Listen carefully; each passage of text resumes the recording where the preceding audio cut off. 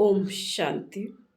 10/4/2023। बाबा ने कहा, मीठे बच्चे, श्रेष्ठ बनने के लिए सदा श्रीमत पर चलते रहो। लक्ष्मी नारायण भी श्रीमत से इतने श्रेष्ठ बने हैं। प्रश्न है, भक्ति में गौमुख का यादगार क्यों बनाया है? बाबा का उत्तर है, क्योंकि संगम पर बाप ने ज्ञान का कलश माताओं के ऊपर रखा है। तुम माताओं के मुख से ज्ञान अमृत निकलता है, जिससे सब पावन बन जाते हैं। इसलिए भक्ति में गौमुख का यादगार बना दिया है। तुम गौ माताएं हो, तुम ही सबकी मनोकामनाएं पूर्ण करती हो, इसलिए यादगार बने हुए हैं। गीत है, नयनहीन को राह दिखाओ प्रभु। ओम शांति। बच्चों ने गीत सुना। भक्ति मार्ग वाले बच्चे बाप को पुकारते हैं कि हम जो नयनहीन बुद्धिहीन बन गए हैं, हमें राह बताओ। हे प्रभु जी, याद करते हैं अपने बाप को। उनको परम पिता परमात्मा कहा जाता है। सभी जीव की आत्माएं बाप को याद करती हैं। हम इस पतित दुनिया में बहुत दुखी हैं, दर दर धक्के खाते रहते हैं। जहाँ भी जाते हैं उनके एक्यूपेशन का कुछ भी पता नहीं कि हम किसके पास जाते हैं। शिव के मंदिर में जाते हैं, परंतु उनको पता नहीं है कि शिव कौन है। जहाँ भी जाएंगे जाकर माथा टेकते, जानते नहीं कि वह कौन है, कब आए थे। लक्ष्मी नारायण के मंदिर में भी जाते हैं, लेकिन जानते नहीं कि यह कब आए, कैसे राज्य लिया, कुछ भी पता नहीं। दिलवाड़ा मंदिर में जाते हैं, वहाँ आदि देव बैठा है, परंतु जानते नहीं ये कौन है। जगत अम्बा के पास जाते हैं, परंतु वह कब आई, क्या किया, कुछ नहीं जानते। सिर्फ जाकर माथा टेकते हैं, प्रार्थना करते हैं, बच्चा दो, यह दो, वह दो, जानते कुछ भी नहीं। गौमुख पर जाते हैं, कितनी मेहनत करके सीढ़ी उतरते चढ़ते हैं। पता कुछ भी नहीं कि वहाँ क्या रखा है। एक पत्थर का गौ का मुख बनाया, कहते हैं गौ के मुख से गंगा जल निकलता है। अब जानवर के मुख से अमृत थोड़े ही निकलता। तीर्थों पर जाते हैं, किसके भी एक्यूपेशन को नहीं जानते कि यह अब आए, क्या आकर किया। हम क्यों पूछते हैं, बुद्धहीन होने के कारण पुकारते हैं, हे प्रभु, हे बाबा, क्योंकि वह सबका बाप है। मनुष्य के 3 बाप कहे जाते हैं। एक है आत्माओं का बाप शिव, दूसरा सारे मनुष्य सृष्टि अथवा मनुष्य सिजरे का रचता प्रजापिता ब्रह्मा, तीसरा फिर लौकिक बाप। भक्त भी एक भगवान को याद करते हैं कि नयनहीन को आकर राह दिखाओ, जो हम सदा ऐसे बने। यह कलयुग तो है ही दुखधाम, सतयुग है सुखधाम। और जहाँ से हम आए पार्ट बजाने आती हैं, जहाँ से हम आत्माएं पार्ट बजाने आती हैं, उनको शांति धाम कहा जाता है। आत्मा को यह शरीर रूपी बाजा अथवा यह कर्मेंद्रियां यहाँ मिलती हैं, जिससे आत्मा कर्म करती है। आत्मा तो है अविनाशी, शरीर है विनाशी। आत्मा है पारलौकिक परमपिता परमात्मा की संतान, शरीर है लौकिक बाप की संतान। आत्मा का बाप एक ही है, उनको याद करने से वर्षा मिलता है। बेहद के शांति और सुख का वर्षा कोई मनुष्य मात्र से मिल नहीं सकता, चाहे कोई भी हो। ब्रह्मा विष्णु शंकर को भी देवता कहा जाता है।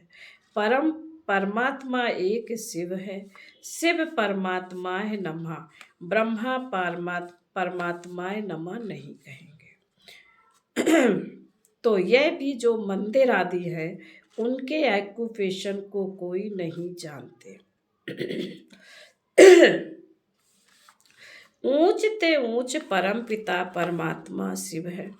फिर रचना रचते हैं ब्रह्मा विष्णु शंकर की। शिव निराकार अलग है, शंकर आकारी देवता है। परमात्मा एक है, यह पहली अच्छी रीति समझना चाहिए।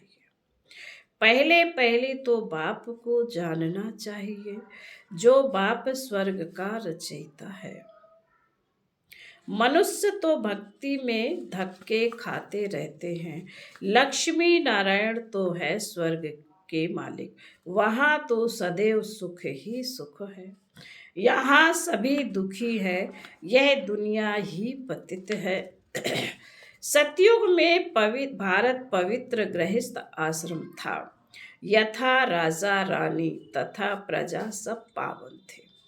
पतितों को पावन बनाने वाला एक ही परम पिता परमात्मा है। राधे कृष्ण सतयुग के प्रिंस प्रिंसेस हैं, जो स्वयंवर बाद लक्ष्मी नारायण बनते हैं। स्वर्ग को कहा जाता है शिवालय। अब बाप सबको पावन बना रहे हैं इन भारत माताओं द्वारा, जिन्हों पर ही ज्ञान का कलश रखा जाता है। भारत में पवित्र राज्य था, अभी है अपवित्र राज्य। गृहस्थ धर्म के बदले गृहस्थ अधर्म हो गया है। फिर बाप आकर पावन बनाते हैं। बाप आत्माओं से बात करते हैं, मैं परम पिता परमात्मा आया हूँ। आत्मा परमात्मा अलग रहे बहुकाल। तुम बहुत समय के बिछुड़े हुए हो, अब बिल्कुल रोगी पतित कौड़ी तुल्य बन गए हो। फिर तुमको अगर मेरे जैसा बनना है तो पुरुषार्थ करो। यह भारत माता शक्ति अवतार है। यह शिव बाबा को अपना बाप मानती है। उनसे योग लगाने से शक्ति मिलती है, जिससे 5 विकारों पर जीत पाकर माया जीते जगत जीत बनते हैं। यह हार जीत का खेल है। यह वर्ल्ड की हिस्ट्री ज्योग्राफी समझने से तुम चक्रवर्ती राजा बन सकते हो। बाप ही स्वर्ग के लिए पवित्रता सुख और शांति का वर्षा देते हैं। यह राजयोग हठ योगी राजयोग सिखा ना सके। अभी तुम बच्चों को श्रीमत मिलती है, जिससे तुम श्रेष्ठ बन रहे हो। रावण की मत से तुम भ्रष्ट बने हो। भारत अब रावण की मत पर चलने से इतना दुखी कंगाल बना है। जगत अम्बा सबकी मनोकामनाएं पूर्ण करने वाली थी, वह भी माता थी।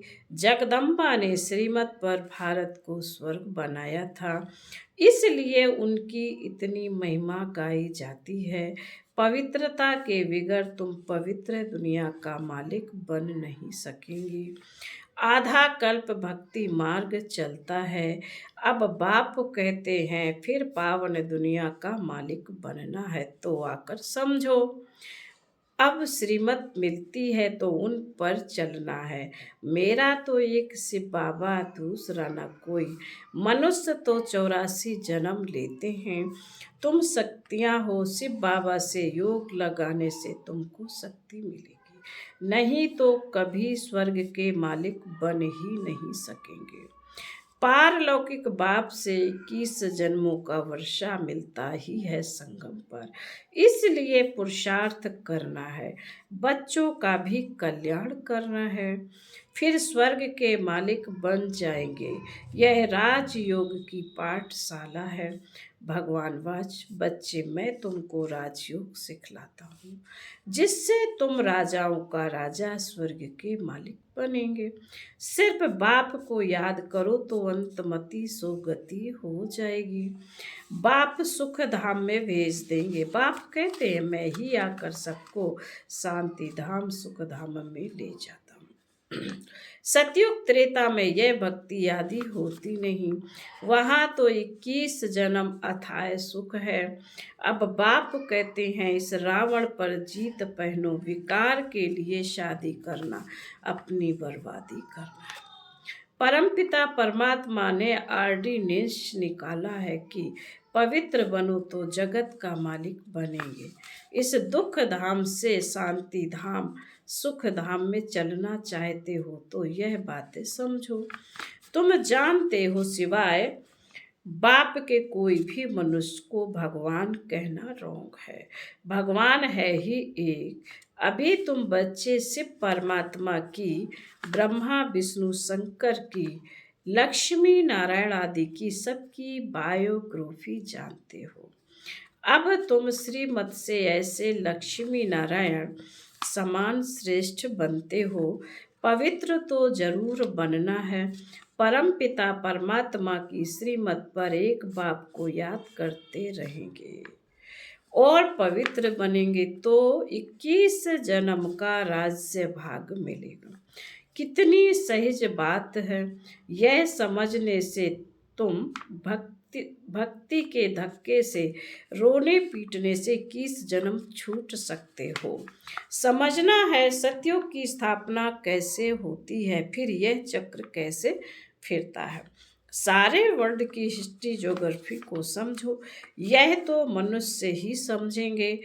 एक बाप की श्रीमत पर चलना है। सर्व पर दया तो एक बाप ही करते हैं। वह ज्ञान का सागर, सुख का सागर है। वही इन माताओं को ज्ञान का कलश देते हैं, जिससे यह सबको पावन बना सकती है। बाकी पानी की गंगा पावन बना नहीं सकते। यह गौ माताएं हैं जिन्होंने ज्ञान का कलश मिलता है। यहाँ तो पढ़ाई है, पढ़कर देवता बनना है। ब्राह्मण, देवता, क्षत्रिय, वैश्य और शूद्र यह वर्ण हैं। ऐसे यह 84 जन्मों का चक्र फिरता रहता है। इस चक्र को जानने से तुम चक्रवर्ती, राजा, रानी बन सकते हो। फिर बाबा कहते अच्छा, बाप दादा और मीठी मीठी जगदम्बा माँ का सिकील दे बच्चों प्रति याद, प्यार और गुड मॉर्निंग। रूहानी बाप की रूहानी बच्चों को नमस्ते। हम रूहानी बच्चों की रूहानी माता पिता बाप दादा को याद, प्यार, गुड मॉर्निंग और नमस्ते। ओम शांति। पवित्र धारणा के लिए मुख्य सार है। नंबर 1, पवित्रता के बल से श्रीमत पर चल भारत को स्वर्ग बनाने की सेवा करनी है। सबको एक बाप का ऑर्डिनेंस सुनाना है कि पवित्र बनो और पवित्र दुनिया के मालिक, पवित्र बनो तो पवित्र दुनिया के मालिक बनेंगे। नंबर 2, हर एक को 3 बाप का परिचय दे। दुख धाम से शांति धाम और सुख धाम में चलने की राह दिखानी है। भटकने से छुड़ाना है। वरदान है मर्यादा पुरुषोत्तम बन, सदा उड़ती कला में उड़ने वाले नंबर 1 विजयी भव। नंबर 1 की निशानी है हर बात में विन करने वाले। किसी भी बात में हार ना हो, सदा विजयी आदि। चलते चलते कभी हार होती है तो उसका कारण है मर्यादाओं में नीचे ऊपर होना। लेकिन यह संगम युग है, मर्यादा पुरुषोत्तम बनने का युग। पुरुष नहीं, नारी नहीं, लेकिन पुरुषोत्तम है। इसी स्मृति में सदा रहो तो उड़ती कला में जाते रहेंगे, नीचे नहीं रुकेंगे। उड़ती कला वाला सेकंड में सर्व समस्याएं पार कर लेगा। स्लोगन है, एक बाप के श्रेष्ठ संग में रहो तो दूसरा कोई संग प्रभाव नहीं डाल सकता। मातेश्वरी जी के अनमोल महावाक्य, हम मनुष्य आत्माओं को पहले पहले कौन सी मुख्य पॉइंट बुद्धि में रखनी है जिस पर खूब अटेंशन रखना है। पहले पहले तो अपने को यह पक्का निश्चय करना है कि हमको पढ़ाने वाला कौन कौन है। दूसरी पॉइंट्स है, हम सभी मनुष्य आत्माएं हैं और परमात्मा हमारा पिता है। हम आत्मा बच्चे और परमात्मा बाप दोनों अलग अलग चीज है। तीसरी पॉइंट्स, ईश्वर बेअंत भी नहीं है, ईश्वर सब सर्वत्र भी नहीं है। अब यही नॉलेज बुद्धि में रखनी है, इसलिए अपनी नॉलेज औरों से न्यारी है। भले दुनियावी मनुष्य समझते हैं हमको परमात्मा का ज्ञान है। अब उनसे पूछो आप में कौन सा ज्ञान है तो कहेंगे ईश्वर सर्वव्यापी है। अब परमात्मा तो कहता है मेरा ज्ञान मेरे द्वारा ही मिलता है। जैसे बैरिस्टर द्वारा बैरिस्ट्री, हाँ डॉक्टर द्वारा डॉक्टरी सीखी जाती है। भल वहाँ बैरिस्टर भी अनेक होते हैं, एक बैरिस्टर से ना पढ़ा तो दूसरा पढ़ाएगा, वह एक डॉक्टर से ना पढ़ा तो दूसरा डॉक्टर पढ़ाएगा। मगर यह ईश्वरीय नॉलेज सिवाय एक परमात्मा विगर कोई भी मनुष्य, चाहे साधु संत महात्मा हो, वो भी नहीं पढ़ा सकेगा। तो हम कैसे समझें कि इन्हों में कोई परमात्मा का ज्ञान है। और चौथी पॉइंट्स, परमात्मा युगे युगे नहीं बल्कि परमात्मा कल्प कल्प एक ही बार इस संगम पर अर्थात कलयुग के अंत और सतयुग के आदि संगम समय पर आता है और अनेक धर्मों का विनाश कराए एक आदि सनातन धर्म की स्थापना कराता है। अब लोग कैसे कहते हैं कि परमात्मा युगे युगे आता है, और ऐसे भी कहते हैं गीता का भगवान श्री कृष्ण वो द्वापर में आया है। अब इन सभी बातों को सिद्ध करना है, गीता का भगवान श्री कृष्ण नहीं शिव परमात्मा है और वो भी द्वापर में नहीं आता, संगम पर आया है। पांचवी पॉइंट, गुरु बिगर घोर अंधियारा कैसे हुआ। वो गुरु कौन है, मनुष्य सृष्टि उल्टा झाड़ कैसे है, और हमको अपने 5 विकारों पर जीत कैसे पहननी है। छठवीं पॉइंट्स, हम वही पांडव योद्धे हैं जिसके साथ साक्षात परमात्मा है, उसी तरफ ही जीत है। और 7वीं पॉइंट्स, परमात्मा खुद सर्वशक्तिवान है, तो जिन्होंने परमात्मा का पूरा साथ लिया है उन्हों को ही परमात्मा द्वारा लाइट माइट दोनों ताज मिलते हैं।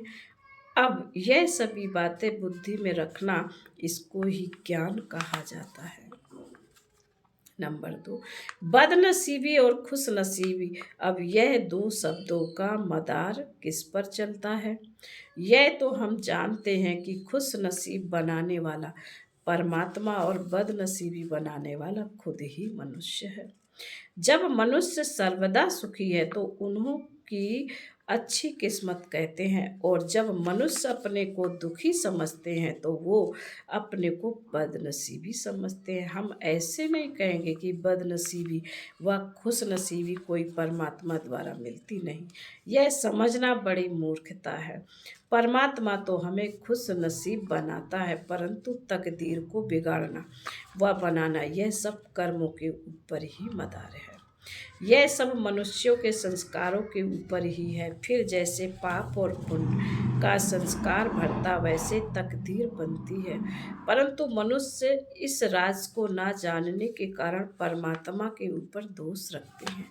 अब देखो, मनुष्य अपने को सुखी रखने के लिए माया के कितने तरीके निकालते हैं, फिर उस माया से ही कोई अपने को सुखी समझते हैं और कोई फिर उस ही माया का संन्यास कर माया को छोड़ने से अपने को सुखी समझते हैं। मतलब तो कई प्रकार के प्रयत्न करते हैं, परंतु इतने तरीके करते भी रिजल्ट दुख के तरफ जा रही है।